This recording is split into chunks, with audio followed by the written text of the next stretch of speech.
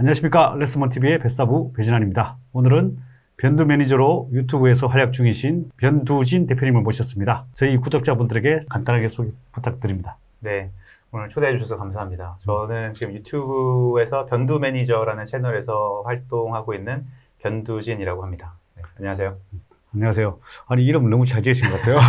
옛날에 또 펀드 매니저도 많이 활약하셨죠? 네. 그래서 제가 지난 11년간 증권사랑 이제 펀드 자산운용사에서 펀드 매니저로 그 일을 했었는데, 제 아는 지인이 제 유튜브 채널을 한다고 하니까, 그러면은 막 이제 고민을 하게 되잖아요. 어떤 채널의 이름을 뭐로 할까 하다가, 이제 펀드 매니저고, 제 이름은 이제 변두진이니까 변두 매니저로 하는 게 어떠냐 해서, 그걸로 시작이 됐습니다. 아니, 이게 또 너무 이렇게 잘생기시고 또 말씀도 잘하시고 해가지고 제가 또 사실은 원래 항상 메이크업을 하고 있는데 오늘 너무 바빠가지고 또 뭐 또 안 좋은 일이 좀 있어가지고 메이크업도 하고 너무 비교됩니다. 그리고 또 뭐 사업도 유튜브도 하시고 또 뭐 사업도 하나 하고 계시던데 네. 스타트업. 사실 제가 이제 운용사 다니다가 이제 퇴사한 이유가 유튜브를 하려고 퇴사한 게 아니고 원래 이제 스타트업에 도전을 하려고 이제 나온 거고요. 와. 그래서 지금은 원래 워크풀이라는 모바일 어플리케이션을 이제 개발을 해서 그걸 서비스를 운영을 중이고, 근데 이제 어플리케이션을 만들고 나서 마케팅이 항상 가장 고민이잖아요. 맞아요. 그래서 이제 마케팅 어떻게 할까 고민하다가 유튜브가 이제 대세니까 유튜브로 이제 비용을 아끼려고 시작을 한 게 사실 어떻게 보면은 모바일 어플리케이션보다 이제 더 유명해졌죠. 변두 매니저라는 채널이. 네, 저랑 비슷하네요. 하게 된 계기는. 계기는 비슷한데, 저 어떤 애플리케이션인지 한번 소개해 주세요. 어플리케이션이 이제 워크풀이라는 어플리케이션이 어떤 거냐면은, 요즘 개인 투자자분들이 직접 투자를 많이 하시잖아요. 이제 그래서 그분들이 이제 주식 투자하는 데에 필요한 핵심적인 정보들만 모아둔 어플리케이션이라고 생각하시면 되고요. 제가 이제 매니저 할 때에 사용했었던 이런 툴이라던가 아니면은 그런 정보라던가 이런 것들을 다 압축시켜가지고 이제 공유를 해드리고 있고, 이게 아마 랩이라는 상품 아시잖아요. 증권사에서 이제 보통 1에서 2% 정도 수수료를 띄고선 하는데, 그러한 비슷한 서비스도 지금 무료로 이제 모델 MP라는 제목 하에 서비스를 해드리고 있어요. 그래요? 네. 저도 한번 들어가 봐야 되겠네요. 그리고 또 이력을 보니까 외국에서도 뭐 경제학을 전공하셨던데요. 혹시 청소년 시절에 혹시 외국에서 보내셨나요? 제가 초등학교 5학년 마치고 이제 영국을 가서 이제 대학교까지 졸업을 하고 이제 들어갔어요. 그래서 들어갔는데, 근데 제가 지난 어렸을 때에 생각을 해보면 뭐 영국이라고 해가지고 뭐 저희 학교만 그런지는 모르겠지만 특별히 뭐랄까요, 금융과 관련된 교육 뭐 이런 거를 배우진 않았던 것 같아요. 중고등학교 때. 대학교를 이제 들어가면서 이제 제가 이제 경제학과를 들어가서 그런지 이제 그 친구들이 그때가 2002년도에 대학교를 들어갔으니까 그때 당시만 해도 이제 금융시장이 되게 핫했었던 시기고, 그리고 이제 금융시장, 그 다음에 IB, 그 다음에 금융업에 대해서 사실 대학생들이 되게 관심이 많았었을 때라서 제가 외국인 친구들이랑 그 인베스트먼트 소사이어티라고 동아리를 만들었어요. 투자 동아리를. 투자 동아리를 만들었는데, 근데 이제 또 1학년이면 또 술과 다양한 문화가 있잖아요. 그래서 저는 제가 투자 동아리를 만들고 참석을 잘 못하고, 그래서 저는 그 중고등학교 때까지만 해도 경제 관련된 거 아니면 금융 관련된 거를 따로 교육을 받지 못했고, 대학교 들어가면서 조금 관심을 갖고서는 이제 시작이 됐었던 것 같아요. 혹시 자녀분 있으신가요? 네, 제가 8살짜리 아들 1명. 8살짜리? 8살짜리 혹시 뭐 자녀분들 혹시 금융교육 뭐 시키시는가요? 사실은 한 작년? 그러니까 7살 때부터 요즘 애들이 좀 빠른 것 같은 게 7살 때부터 저한테 그런 얘기를 하더라고요. 요즘의 어린 애들은 자기가 그래요. 요즘의 어린 애들은 돈에 대해서 관심이 많다. 그렇죠. 그거를 자기가 그 얘기를 하더라고요. 그래서 돈이 무엇인지에 대해서 조금 알려주고 뭐 이렇게 하는데, 따로 뭐 이렇게 이게 돈은 어떻게 되고 주식은 뭐고 이렇게 해서 따로 교육을 시킨다라기보다는 그냥 실생활에서 우리가 뭐 쇼핑을 간다, 아니면 이마트 간다라고 했을 때는 뭐 케찹이나 이런 거 사면 오뚜기랑 대상께 있잖아요. 실제 재단도 있고 그러면은 거기서 선택하게 하고 어떤 게 더 맛있냐 선택하게 하고, 그럼 그거가 만드는 회사가 여기 있다. 그리고 이제 뭐 바디 샴푸나 아니면 샴푸나 이런 것들을 이제 CJ, LG 생활건강 거 이렇게 하면은 그거에 대해서 조금씩 알려주는 정도로 요즘 하고 있긴 한데, 생각보다 관심은 더 많은 것 같아요. 그리고 자기가 이제 학교에서 친구들과 얘기하는 것도 돈에 관련된 거를 좀 많이 얘기한다라고 자기가 얘기를 하더라고요. 그래서 저희 때보다는 확실히 빨라진 것 같아요. 네. 혹시 뭐 조금 정리라든지 아니면 투자에 대해서 막 직접 하고 계시진 않고. 악이요? 애기요? 네네네. 아직까지는 이제 주식 계좌를 만들어주진 않았는데, 네. 좀 만들어줄까도 생각을 하고 있어요. 왜냐면은 작년에 크리스마스 때 이제 닌텐도 그 스위치를 이제 오락기를 사줬는데, 근데 이제 저희 아들이 눈이 나빠가지고 오락기를 안 사주려고 이제 했어요. 그래서 제가 좀 얘기한 게 오락기를 사주는 대신 아빠가 닌텐도 주식을 사주겠다. 그걸로. 네네네. 근데 그게 싫대요. 그래서 결국 닌텐도 이제 스위치를 사줬었는데, 그렇게 하면서 이제 조금씩 가르쳐 주려고 노력은 하고 있습니다. 근데 아직까지는 주식 계좌는 없고, 근데 좀 이제는 주식 계좌를 만들어서 자기가 자기 관심 있는 회사나 이런 것들에 대해서 자연스럽게 투자를 한번 해보게 하고, 그걸 조금 더 이렇게 진행을 해볼까라는 생각도 요즘엔 좀 하고 있어요. 네. 제 아들도 제가 이쪽에 관심이 워낙 많아가지고 네. 제가 근데 공부를 별로 안 하더라고. 그래서 내가 야, 너 공부하지 말고 그냥 계속 이쪽으로 해라. 네. 그냥 그 돈을 그냥 차라리 네 학비를 직접 줄게. 그러니까 네. 그래도 공부는 해야 되겠다. 그래서 어쨌든 제가 생각해도 뭐 어릴 적부터 이렇게 빨리 하는 게 뭐 상당히 괜찮다고 생각을 합니다. 맞아요. 네. 그리고 뭐 보니까 옛날에 또 11년 동안 정권사하고 뭐에서 뭐 애널리스트도 하고 차성 운영도 하셨죠? 사실은 제가 2008년도에 키움증권으로 입사를 했었을 때는 원래 리서치 센터로 입사를 하기로 되어 있었는데 OJT 할 때 이제 IR 부서로 이제 발령이 돼가지고 IR로 이제 시작을 했고요. 근데 그 다음에 이제 KB증권 리서치 센터로 이직을 해가지고 이제 금융 관련된 애널리스트 분 밑에서 이제 RA로 한 1년 반 있었고, 그 다음부터 그래서 한 2년 동안은 이제 어떻게 보면은 이제 기획, IR, 그 다음에 이제 리서치 센터에서 일을 했고, 그 다음에 나머지 한 9년에서 10년을 이제 펀드 매니저 생활을 오래 했죠. 네. 그때 좀 어땠습니까? 뭐 이렇게 성과는 아니면은 뭐. 성과 같은 경우는 이제 제가 운이 되게 좋았었을 시기예요. 제가 그 한가람 투자자문이라는 곳에서 이제 중소형 펀드를 운영을 했었었는데, 그때 중소형 펀드를 운영했었을 당시만 하더라도 중소형 종목들이 되게 많이 잘 갔던 시기이고, 그리고 시장에서 관심도 되게 많았던 때라서 성과는 되게 좋았고, 저희 회사 성과도 되게 좋았고요. 그 안에서 제 성과도 나쁘지 않았고, 그때 시장이 중소형 쪽으로 어떻게든 관심이 많았었고, 그리고 2016년도에는 한국투자신탁으로 이제 이직을 하면서, 그때는 이제 좀 대형주를 운영을 하는 팀으로 들어갔거든요. 그때도 이제 가면서 거기에서도 많이 배우고 이제 했었죠. 제가 원래 중소형주의 달인이거든요.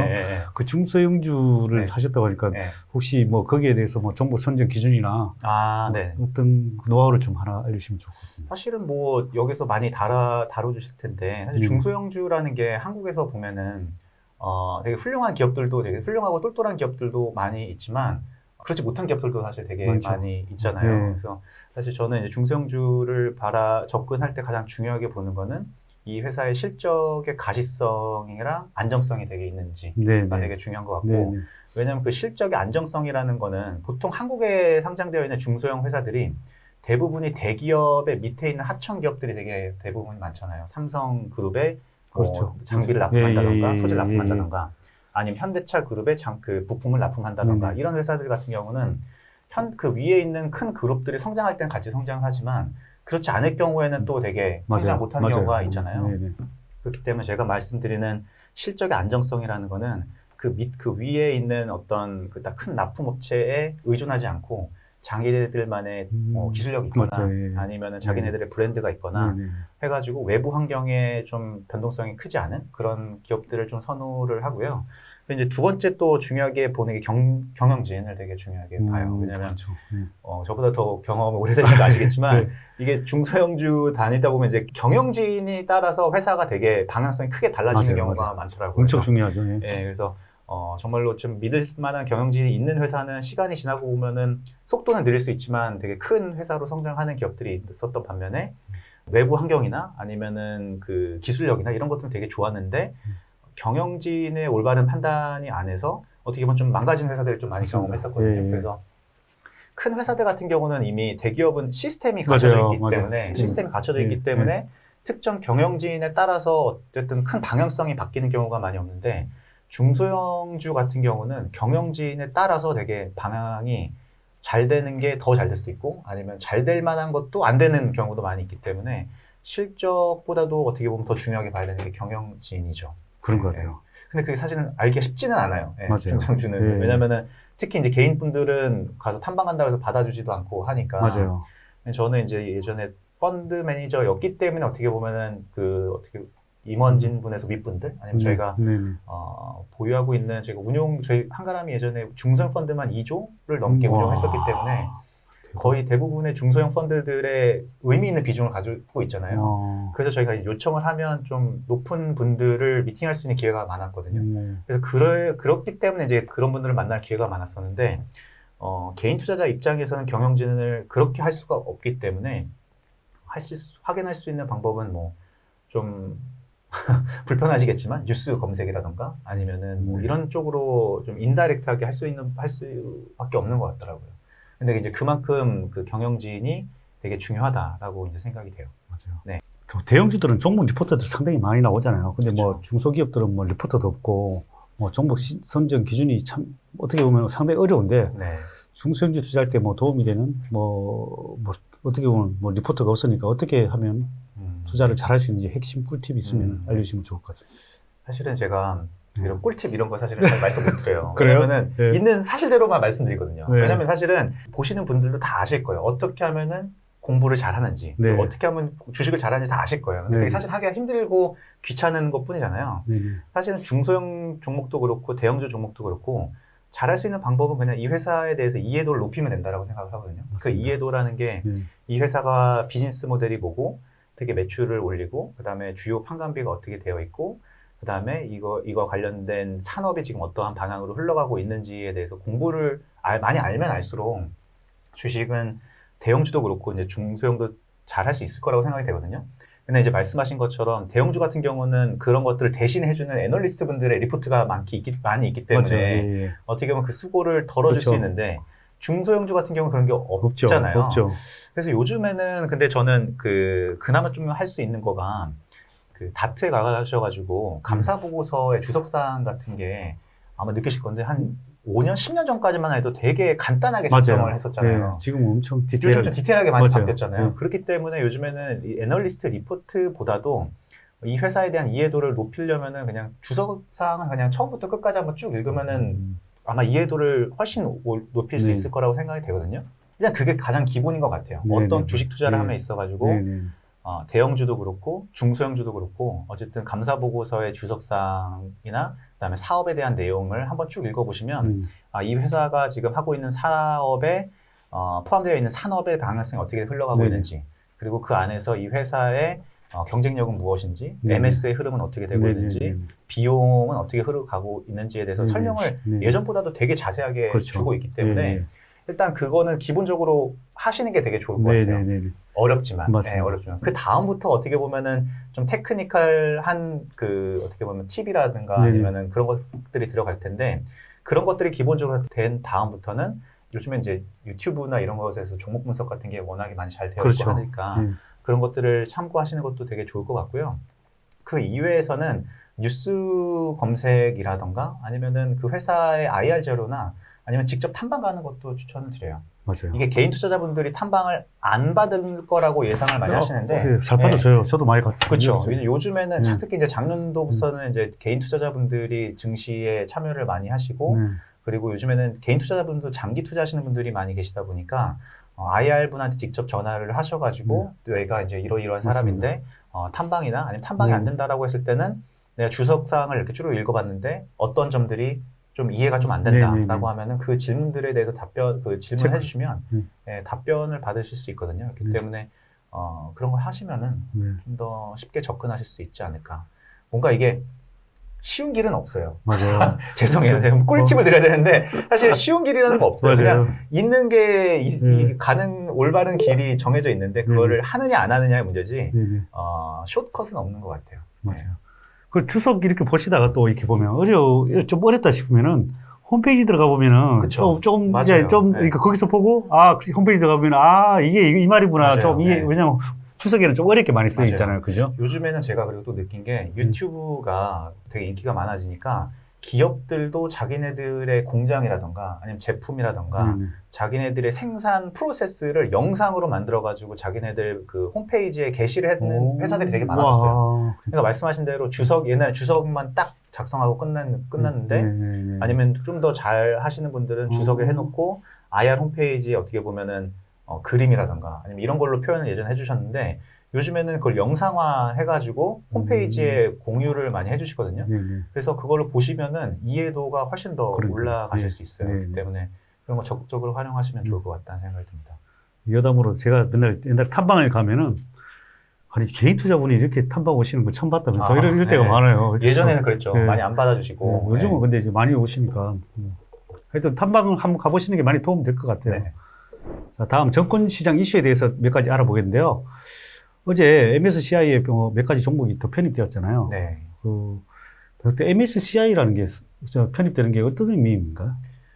이게 MSCI라는 지수가 모건 스탠리에서 이제 산출하는 지수인데 전 세계 기관 투자자들이 이제 추정하는 벤치마크로 이제 사용하는 지수라고 생각하시면 되고요. 이게 벤치마크가 뭐냐면은 이제 펀드 매니저들이나 아니면 기관 투자자들은 이 사람이 잘했는지 못했는지에 대한 그 평가 기준이 있어야 되잖아요. 그 평가 기준을 보통 이제 벤치마크라는 지수를 이제 선정을 하게 되거든요. 이제 한국에서 활동하는 기관 투자자들 같은 경우는 펀드 매니저 같은 경우는 대부분의 벤치마크가 코스피로 되어 있어요. 그래서 제가 만약에 펀드를 운용하게 되면 제 펀드의 수익률은 절대 수익률이 아니라 코스피보다 얼마나 잘했는지 이 상대 수익률을 가지고 제가 개인적으로 평가도 받고 회사도 평가도 받고 이렇게 되거든요. 그리고 이제 MSCI 같은 경우는 이제 글로벌 투자자들 같은 경우에 이제 벤치마크가 되는데요. 이제 뭐 MSCI 월드 인덱스도 있고 아니면 MSCI 이머징 인덱스도 있고 MSCI 디벨롭 마켓 인덱스도 이렇게 쭈르륵 이렇게 나눠져 있는데 이번에 이제 어제 말씀하신 대로 이제 반기 리뷰에서 MSCI 지수에서 한국 지수들이 한국 종목들이 어떤 것들은 이제 편입이 되고 어떤 것들은 이제 편출이 되는 이유가 한 4번 정도 리뷰를 1년에 4번 정도 하게 되거든요. MSCI에서. 그래서 그 평가되는 이유는 벤치마크이다 보니까 그 지수의 그 신뢰성을 높이기 위해서 회사의 시가총액, 그 다음에 이제 거래량 등을 이제 감안해가지고 자기네 기준치에 합당하는 것들은 이제 선정을 하고 편입을 하고 그 기준에 미달되는 종목들 같은 경우는 이제 편출하게 되거든요. 보통 이제 4번을 이제 평가를 하게 되는데 보통 이제 반기, 그러니까 5월 달이랑 11월 달에 하는 그 2번의 리뷰에서 종목의 변화가 가장 좀 많이 일어난다라고 보시면 돼요. 그래서 어제 5월 달에 이제 반기 리뷰가 있었고 11월 달에 이제 또 한 번에 크게 변화되는 게 있는데 이 MSCI에서 어저께 뭐 그 H&M 같은 경우나 이렇게 뭐 하이브나 이런 것들이 편입이 돼가지고 편입되는 기대감 때문에 그 전에 많이 올랐었잖아요. 그리고 이제 오늘도 올라가고 있던데. 또 편출된다라는 것들 때문에 또 종목이 빠지는 경우도 있기는 한데 이 이슈는 사실은 예전에 한 3, 4년 전만 해더라도 이 이슈를 가지고 그 롱숏 펀드를 하는 전략도 있었거든요. 근데 요즘에는 사실은 이거에 대한 중요성이 저는 개인적으로 느끼기에는 좀 많이 약해졌다라고 생각이 돼요. 왜냐면 이 MSCI 지수 편입이라든가 이런 것들이 개인 투자자분들까지도 알 정도로 많은 사람이 아는 이벤트가 돼버렸잖아요. 그러니까 많은 사람이 아는 이벤트가 돼버리면 사실은 이벤트가 발생했을 때는 사실 생각보다 주가에는 별 영향을 끼치지는 못하거든요. 왜냐면 이미 다 선반영이 되기 때문에. 그래서 그렇게 생각을 하시면 될 것 같아요. 그럼 예를 들어 편입 딱 되고 나면 이렇게 하락하는 종목도 있고 뭐 예를 들면 상승하는 종목도 있잖아요. 그 뭐 대표적으로 뭐 이렇게 뭐 사례들이 있는가요? 사례들이 예를 들면 그게 아마 그 최근에도 사실은 그 전까지 이게 어떻게 보면 반기 리뷰가 그 어제 있었고 리뷰가 있었고 그게 지수에 사실은 실질적으로 편입되는 게 5월 말에 편입이 되는 거거든요. 그러니까 MSCI의 반기 리뷰가 이거를 이번 달에 지수에 편입을 시킬 거고 편출을 시킬 거라는 게 그 결과가 어제 나온 거고 그게 실제로 시행되는 거는 이번 달 마지막 날 시행이 되게 되는데 그 전에 그거를 그 MSCI를 추종하는 대부분 펀드들은 인덱스 펀드다 보니까 인덱스 펀드다 보니까 그 펀드들은 그 실제로 자기네들 벤치마크가 바뀌는 그날 거의 대부분 교체를 하게 되죠. 왜냐면 인덱스 펀드 같은 경우는 가장 그럼 그거를 팔고 원래 있던 거를 팔고 이걸로 갈아타야 되나요? 그렇죠. 근데 인덱스 펀드 같은 경우는 그 벤치마크와의 이제 그 트래킹 에러라고 하는 그게 가장 중요하기 때문에 그 괴리가 많이 안 나는 게 가장 목표이기 때문에 그 변경되는 날 교체를 보통 하게 되는데 근데 이거를 가지고서는 그 차익 매매나 아니면 이벤트 매매를 하는 그럼 그 회사들은 그 전에 전에 이미 다 사놓고 그 전에 사놓고 오늘 그날 교체 매매할 때 팔겠네요. 반대로 하는 경우가 많기 때문에 네네. 그 이벤트를 그렇게 어떻게 보면 활용하시는 게 좋을 것 같아요. 그럼 오늘 만약에 그 MSCI 편입됐다 그러면 오늘 매도 찬스로 봐야 될 가능성이 더 많네요. 그게 마지막 날 이번 네. 달에 만약에 그게 시행이 된다라고 네. 했을 때는 그 이벤트가 어떻게 보면 소멸이잖아요. 네. 그게 들어가는 뭐 그 H&M이나 아니면 녹십자나 뭐 하이브나 SKC나 네. 이런 종목들이 좋은 회사지만 그리고 좋은 회사기 때문에 최근에 많이 올라왔고 네네. 그리고 이 추가적으로 이 수급적인 MSCI 지수 편입이라는 수급적인 요인 때문에 추가적으로 더 올라왔는데 그 이벤트 소멸이 이번 달 마지막 날이 소멸이다라고 했을 때는 그걸 반대로 역이용하는 사례들도 있고 그걸 좀 더 적극적으로 하는 사람들은 오히려 숏까지도 공매도까지도 치는 사람들도 있죠. 이벤트 소멸이 됐기 때문에 이벤트 소멸이 됐기 때문에 지금 5월 달이잖아요. 네. 보통 뭐 미국 뭐 격언 중에 네. 뭐 셀인 웨이라고 그렇죠. 뭐 올해는 주식 팔아라는 그렇죠. 말이 있잖아요. 그렇죠. 그거랑 연계돼서 지금 시장이 빠지는 건지 네. 매니저님의 의견은 어떠신가요?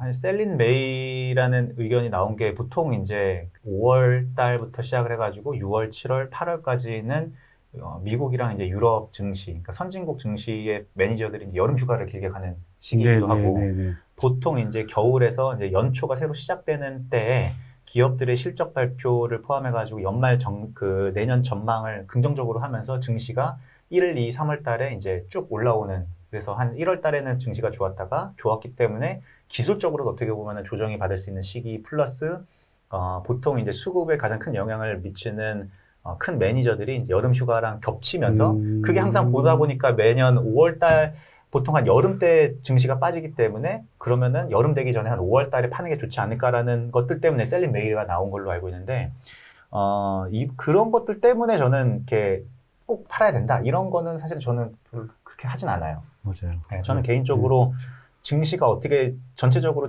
코스피가 얼마로 될 거기 때문에 저의 포트폴리오나 아니면 종목 투자 비중을 그렇게 하진 않거든요. 왜냐면은 해보니까 그걸 잘 못하더라고요.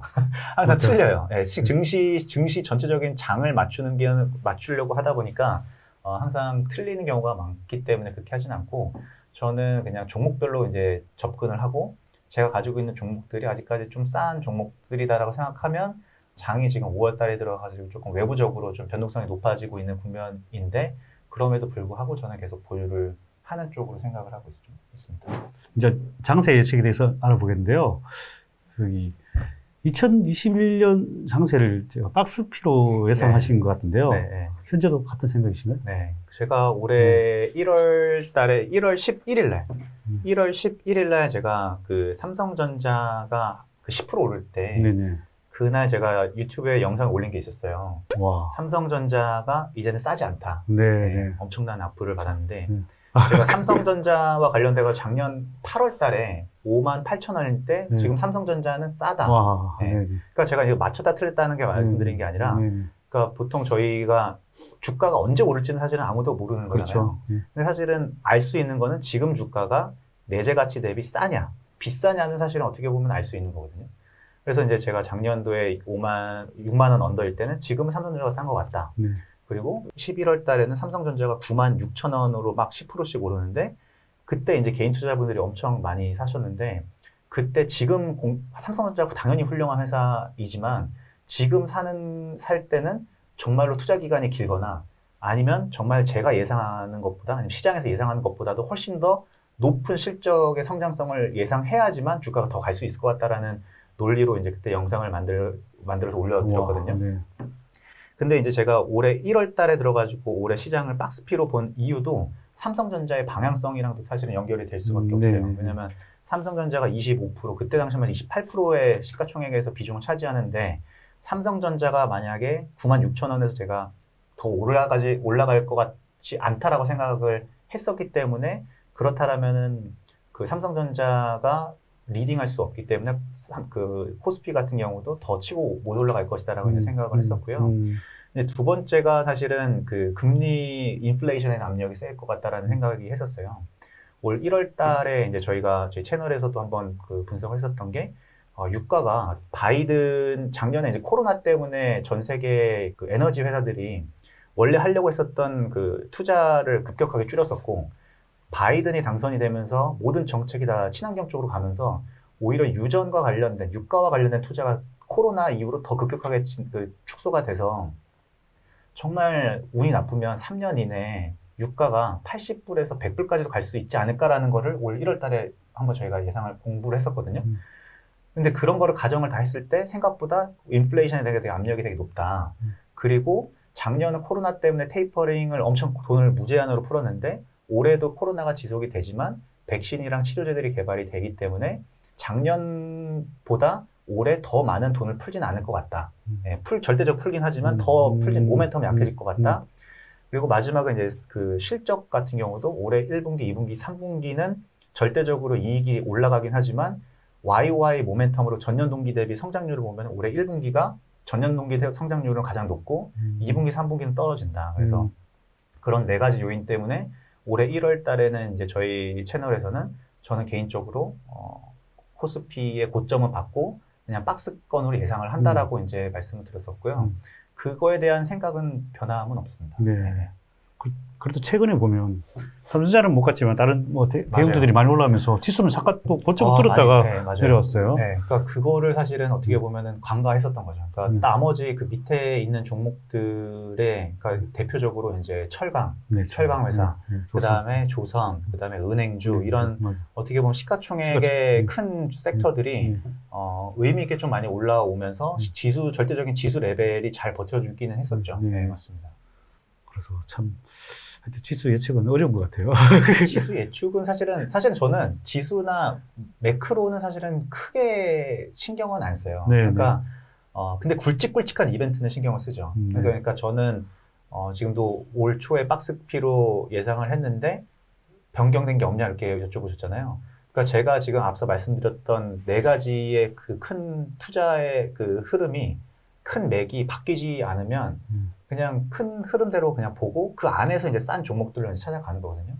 왜냐면은 이제 매크로 같은 경우는 항상 시도 때도 없이 바뀌고 이게 다 매크로라는 게 이게 예전에는 그 한 국가별로 이제 딱딱딱 나왔지만 요즘엔 다 이제 복잡계로 다 연결이 되어 있기 때문에 이게 어느 사람이 어떤 이벤트가 어떠한 복잡계를 통해 가지고 어떠한 결과가 나올지 예상하기가 되게 어려워졌어요. 맞아요. 예전보다 더. 그렇기 때문에 이제 매크로와 관련돼서 시장이 이렇게 될 거예요, 저렇게 될 거는 사실은 저는 그런 말은 안 하기도 하고 그런 거는 사실은 시간 낭비라고 생각을 해요. 그것보다는 그냥 전체적인 시장이 대세 상승이냐, 아니면 대세 하락이냐, 아니면 그냥 옆으로 횡보하는 장세냐, 요거의 세 가지만 알아놓고 그 안에서의 종목이나 산업을 선택하는 게 훨씬 더 좋은 방법이라고 생각을 합니다. 네. 그 대한민국에서 장기 투자할 수 있는 종목은 정해져 있다고 말씀하신 것 같은데 네. 그 말씀의 의미가 뭔가요? 사실 그것 때문에 또 오해 소지를 그래요? 오해 소지가 있는 네. 그 얘기이기도 한데 사실은 이거는 한국뿐만이 아니라 전 세계에서도 그런 것, 전 세계 동일하다고 생각을 해요. 그러니까 이 장기 투자를 할 수 있는 종목이 정해졌다라는 그 뒷 배경에는 그 회사의 ROE를 기본으로 저는 보고 있거든요. 그러니까 이제 리턴 온 에쿼티를 보통 얘기하는데 이 ROE가 장기적으로 봤을 때는 내가 이 회사에 투자했을 때 내가 예상할 수 있는 기대 수익률이라고 저는 생각을 하거든요. 그러니까 예를 들면 ROE가 15% 나오는 회사는 뭐 이게 연간으로 잘라봤을 때는 모르겠지만 3년에서 5년 이상으로 봤을 때는 ROE가 15% 이상 유지되는 기업은 내가 5년 이상 투자했을 때는 연간 15% 정도의 기대 수익률을 달성할 수 있을 것이다 라고 이제 생각을 보통 해요.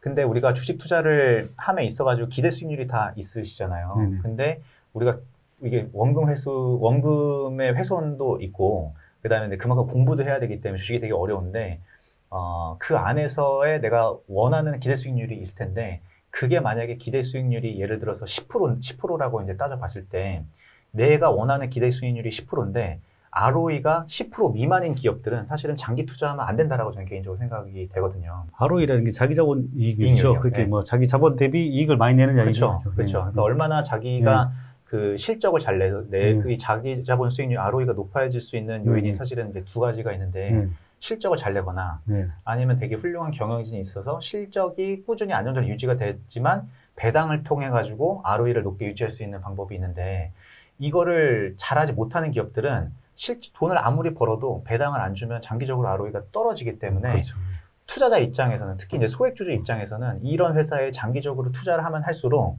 기회 손실도 없고 투자 수익률이 계속 훼손된다라는 거죠. 그렇죠. 그래서 내가 만약에 주식 투자함에 있어서 내가 원하는 거는 연간 10% 이상은 벌겠다라는 이런 기준점이 있을 때는 그 10% ROE가 10% 미만인 기업들은 투자를 하면 안 된다라는 게 이제 그런 의미로 이제 말씀을 드린 거고요. 근데 이제 물론 10% 미만이지만 보통 이제 올해 같이 작년에 실적이 되게 안 좋았다가 턴어라운드 하는 종목들이 있잖아요. 대표적으로 H&M 같은 경우도 그렇죠. 엄청 크게 맞아요. 턴어라운드 기업이잖아요. 맞습니다. 네. 그런 턴어라운드 기업 하는 경우에도 그 턴어라운드 하는 시점에서 투자를 하는 거는 좋지만 그런 회사에 장기 투자하는 거는 아니라고 이제 생각을 하는 거죠. 그래서 이제 우리가 장기 투자할 수 있는 기업들, 특히 이제 개인 투자자 입장에서는 앞으로 향후 5년 아니면 10년 이내에 내가 원하는 기대 수익률보다 상회하는 ROE를 낼 수 있는 기업들한테만 장기 투자해야 된다라고 이제 말씀드린 거고, 그렇다면 그런 앞으로 ROE가 15% 이상 유지되는 네. 기업들은 어떻게 할 수 있냐? 네.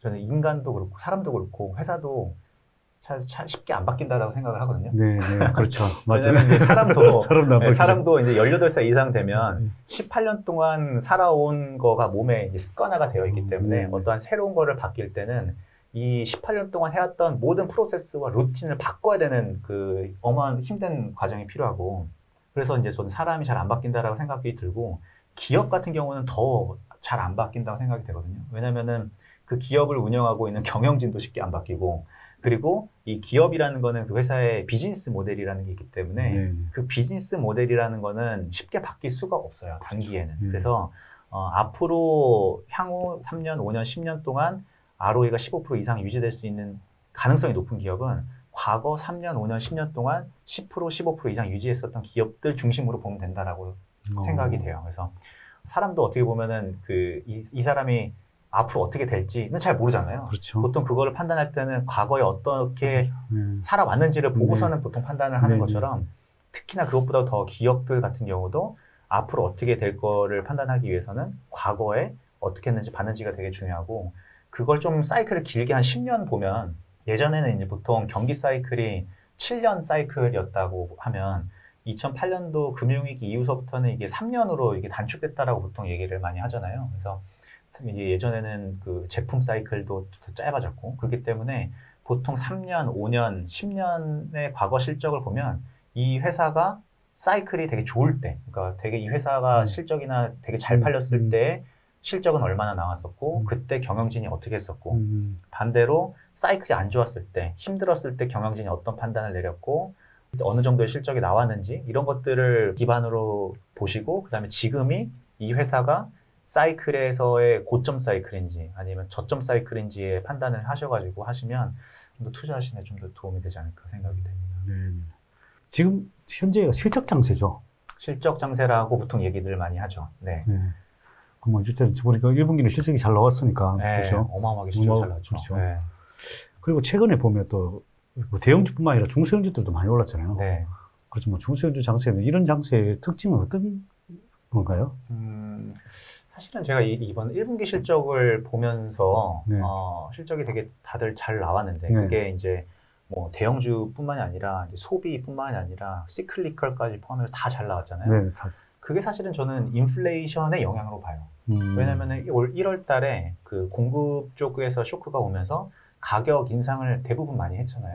그러니까 인플레이션 시대가 어떻게 보면은 인플레이션이 어떻게 개인 투자자분들이 인플레이션이라는 단어를 들으면 되게 두려워하시잖아요. 왜냐면은 인플레이션이라는 지난 1년간 이 주식시장을 끌어왔었던 요인이 무제한 돈을 풀면서 돈을 엄청나게 풀고 인플레이션이 없어서 인플레이션을 발생시키기 위해 돈을 풀었는데, 이제 인플레이션이 있으면 이제는 금리를 인상을 하면서 테이퍼링 할 거기 때문에 이제는 주식시장이 이제 무너지는 거가 아니냐, 이런 두려움들 때문에 이제 겁을 겁나하시는데 사실은 그거는 밸류에이션이 높은 성장주한테는 맞지만 보통 인플레이션이 발생할 때 주식시장에도 사실은 되게 호황이거든요. 그렇죠. 왜냐하면 기업들이 인플레이션이 발생하기 때문에 가격을 인상하고 가격 인상하기 때문에 탑라인인 그 매출 성장률이 나오고 보통 안타까운 거지만 제품 가격이 오르는 속도와 보통 인건비가 오르는 속도를 따져보면은 인건비 오르는 속도가 좀 더 느리기 때문에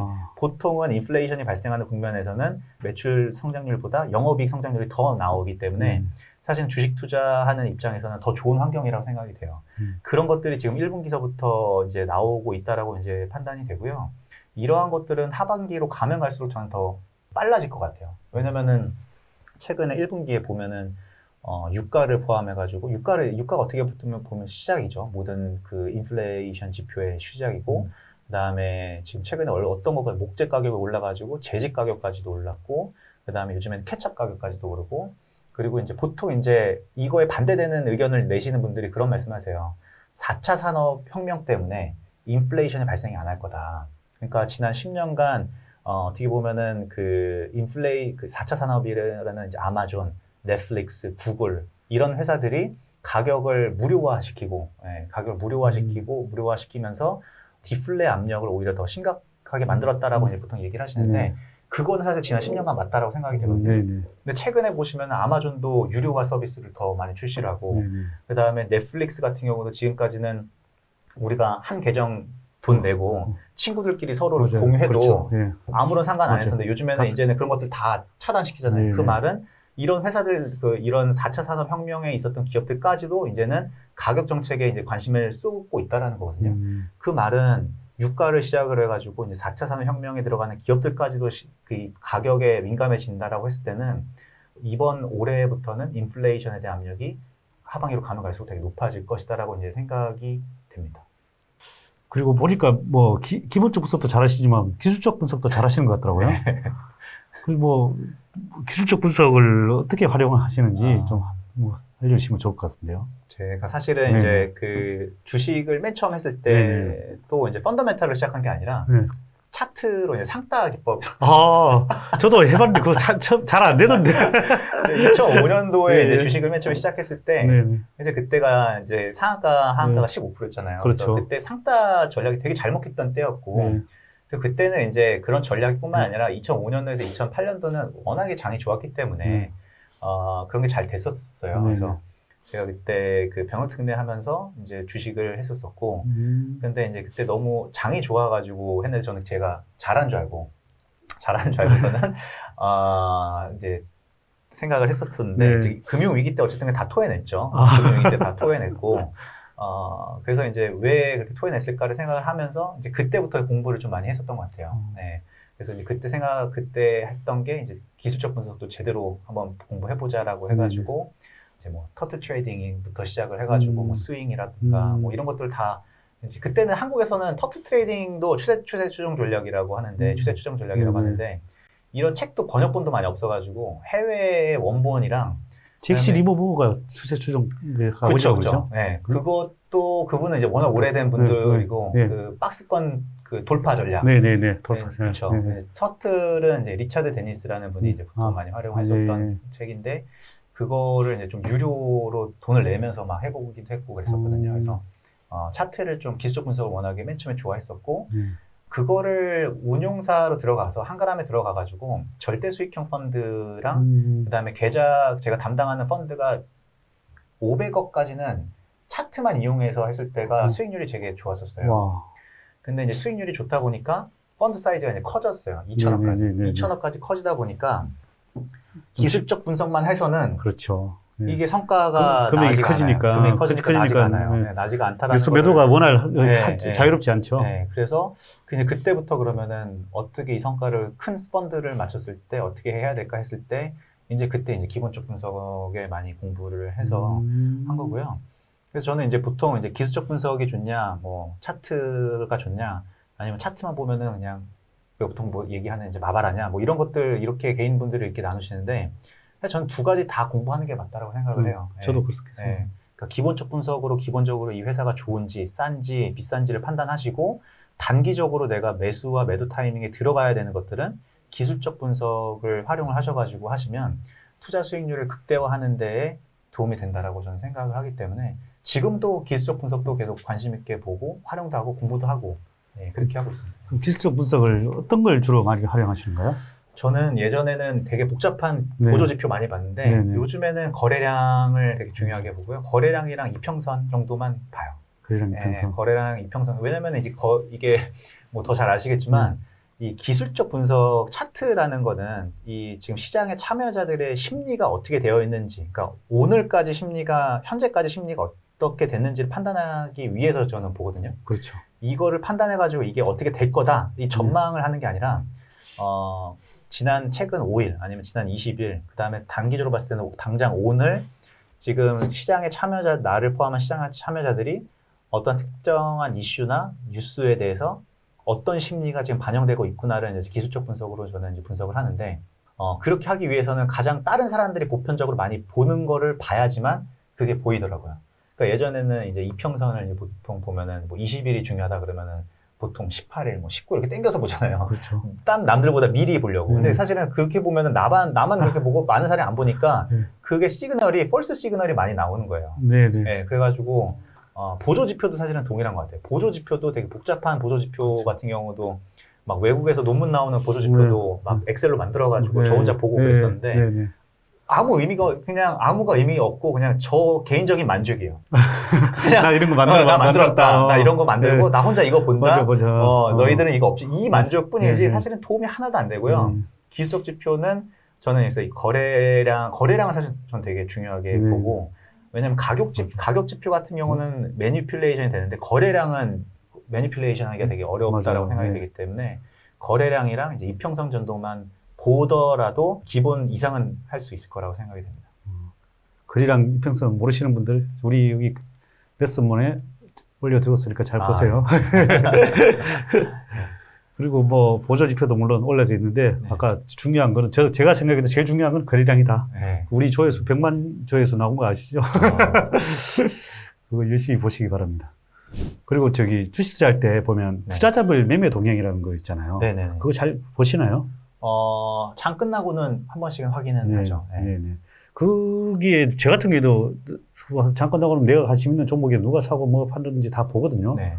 그걸 보면은 뭐 도움이 되는가요? 그러니까 어쨌든 최근에 수급의 주체가 누군지를 네네. 확인하는 건 도움이 되는 것 같긴 네네. 해요. 그러니까 보통 이제 크게 나누면은 개인, 외국인, 기관으로 나눠지고, 이제 좀 더 세분화 시키면은 기관 내에서 이제 HTS에서 나오는 게 뭐 증권, 그 다음에 연금, 그다음에 국가, 그다음에 기타 법인, 뭐 이렇게 해서 쭈르륵 나눠질 수 있잖아요. 근데 기관 내에서도 어떤 기관 주체가 찍혔냐에 따라서 이 수급은 좀 단기적으로 좀 하는 거다. 대표적인 금융투자 같은 경우가 증권사 프랍 매매들이 많기 때문에 그 매매는 어떻게 보면 장기성보다는 단기적인 매매가 있을 수 있고, 뭐 연기금이 들어왔다라고 하면 연기금은 국민연금 포함해가지고 국가연금까지 이제 포함이 되죠. 우체국 연금이라든가 사학연금 이런 데까지도 포함이 되니까, 보통은 그 국민연금이나 연기금은 자기네들이 직접 하는 경우도 있지만 아웃소싱 주는 그렇죠. 기관에서 자산 운용사, 뭐 투자 자문사 하니까, 그런 기관들은 그 펀드의 성격상 좀 더 장기적으로 보는 성격이 있기 때문에 연기금이 들어왔으면은 조금 더 긍정적으로 볼 수 있겠다. 뭐 그리고 기타 법인은 요즘에 최근에 기타 법인이 비중이 좀 많이 늘어났는데 기타 법인 같은 경우도 좀 어떻게 보면은 단기성으로 많이 분류가 되니까 똑같은 기관이더라도 어떤 기관에 따라서 성향이 나눠질 수 있을 그렇겠죠. 거고, 그렇게 좀 해서 뭐 제 같은 법인인데 제가 가진 법인도 그래서 고의로 계속 사거든요. 그렇죠, 그런 게 잡히면 이제 기타 법인으로 잡히는 그렇죠. 거죠. 그렇게 나눠 보시면서 보시면 좋을 것 같아요. 근데 이제 주의하실 거는 뭐 연기금이 찍혔기 때문에 주가가 오를 것이다. 전망이 아니라 그냥 최근에 오늘까지의 그냥 결과만, 기술적 지표처럼 그냥 결과만 보시는 게 되게 중요할 것 같아요. 그런 것 같아요. 네. 연기금도 이게 연기금이 샀다고 아니라 뭐 어떨 때는 하루는 사고 하루는 팔고 뭐 이런 종목별로 다 그렇죠. 오늘 샀는데 내일 팔고 이러더라고요. 그렇죠. 그 운영 주체가 다 다른 거죠. 그렇죠. 운영 주체도 다르고, 그다음에 같은 국민연금이 아웃소싱 주는 기관들이 뭐 수십 군데 엄청나게 많기 때문에 제가 뭐 한 투에 줬는데 한 투에서는 이 종목을 안 좋게 봐가지고 할 수 있지만 다른 이제 여기서는 좋게 봐가지고 살 수 있으니까, 어느 날은 여기가 좀 더 많이 사면은 합산했을 때 여기가 좀 더 순매수를 찍히고, 어느 날은 여기 안 사고 여기가 팔았기 때문에 순매도로 찍히는 경우가 있기 때문에 사실 그렇게 큰 의미를 안 두셔도 될 것 같아요. 그런 것 같아요. 저도 옛날에 잘 몰랐는데, 그리고 또 이게 운용사에서 이걸 올려주는가요? 뭐 이렇게 예를 들면 투신에서 샀다, 뭐 예를 들면 아까 정권 회사에 샀다, 이런 것들이 어떨 때는 다르게 나올 때가 많더라고요. 그게 아마 그냥 거래소에서 자체 그게 분류가 되는 걸로 알고 있어요. 거래소에서. 그 실제랑 조금씩 다르게 올라오는 경우도 있는 것 같더라고요. 그리고 그게 펀드, 저희 운용사 내에서도 펀드의 주체에 따라 달라요. 그러니까 예를 들면 저희 한국투자신탁 운용에서도 그 위탁받는 펀드 기관들이 되게 다양할 거 아니에요. 네, 네, 예를 네. 들어서 국민연금도 있고, 아. 뭐 삼성생명도 있고, 뭐 우정사업본부도 있고, 아니면 그냥 일반 법인의 자본금도 있잖아요. 네네네. 그러니까 일반 우리가 그러면 사더라도 운용사에서 내가 기타 법인 걸 샀다. 그러면 네. 만약에 파도를 하면 기타 법인을 잡히는 지키는 거예요. 거죠. 네, 기타 법인을 네. 지키고 하기 때문에 네네. 그렇게 보시면 될 것 같아요. 이해했습니다. 그리고 이제 5월 달인데요. 최근에 이제 이렇게 매니저님이 좋게 보셨던 금융, 정유, 유통, 건설 중 2분기에도 여전히 매력이 있다고 보시는가요? 아니면 뭐 다른 섹터가 매력이 있게 보시는지? 사실 저도 이거를 이제 1월 달에 이제 저희가 세웠던 건데요. 그러니까 올해는 이제 금융, 그다음에 정유, 유통, 건설이 다 맞았네요. 어쨌든. 건설이 어쨌든 간에 그때 가시성이 되게 높았다. 네. 가시성이 되게 높게 봤다라는 거였는데요. 사실은 사실 산업별로 그렇게 접근하지는 잘 않아요. 이걸 이렇게 했었던 이유가, 산업도 되게 중요한데 그 안에 있는 종목들이 너무나 쌌었다. 1월 달에 쌌었다라고 이제 했기 때문에, 그런 결론을 1월 달에 내렸던 거고요. 지금도 사실은 큰 변화는 없습니다.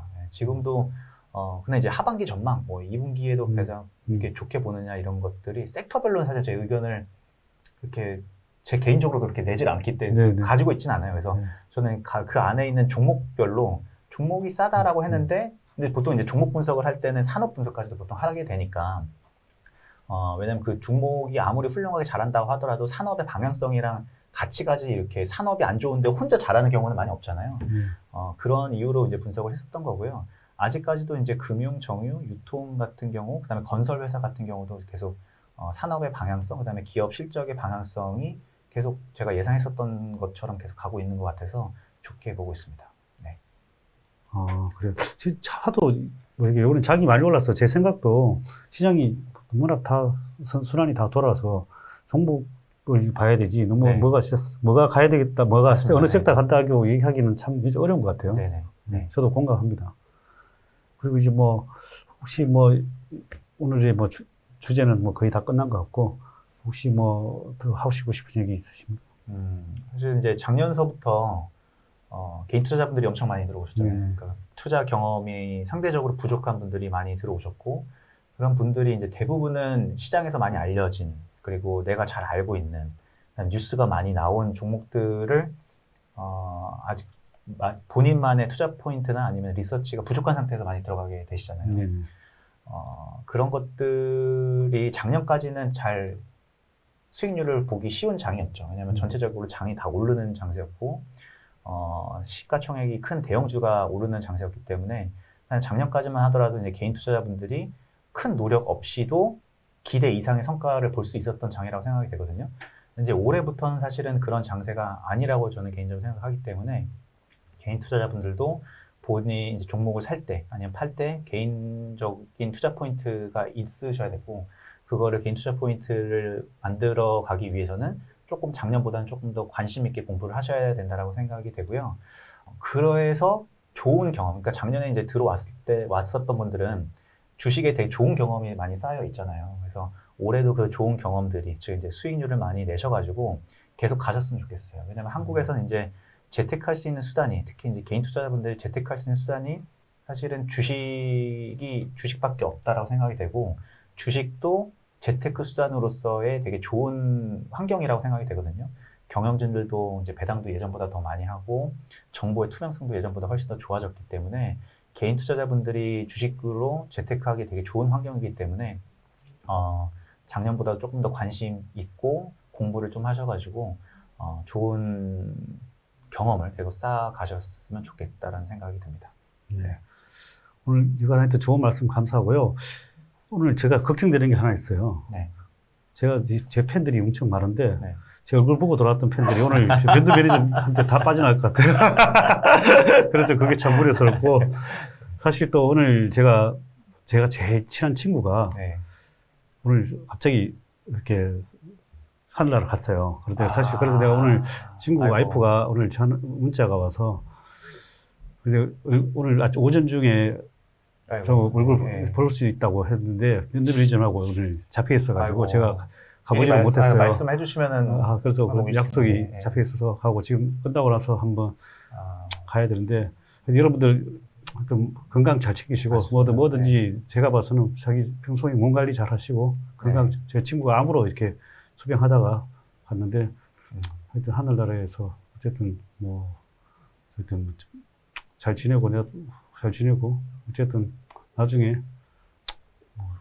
저도 결국은 가겠죠. 근데 또 그때 뵙고 그리고 하여튼 여러분들 딴 거보다 내가 봐서는 이게 주식 투자도 중요하지만 건강 관리 잘 하셔가지고 맞습니다. 그게 여러분들 하여튼 또 나름대로 또 행복이라는 게 가까이 있는 겁니다. 꼭 물질적인 게 아니라 행복을 좀 가까이서 찾으시기 바랍니다. 오늘 좋은 말씀 감사합니다. 감사합니다. 네.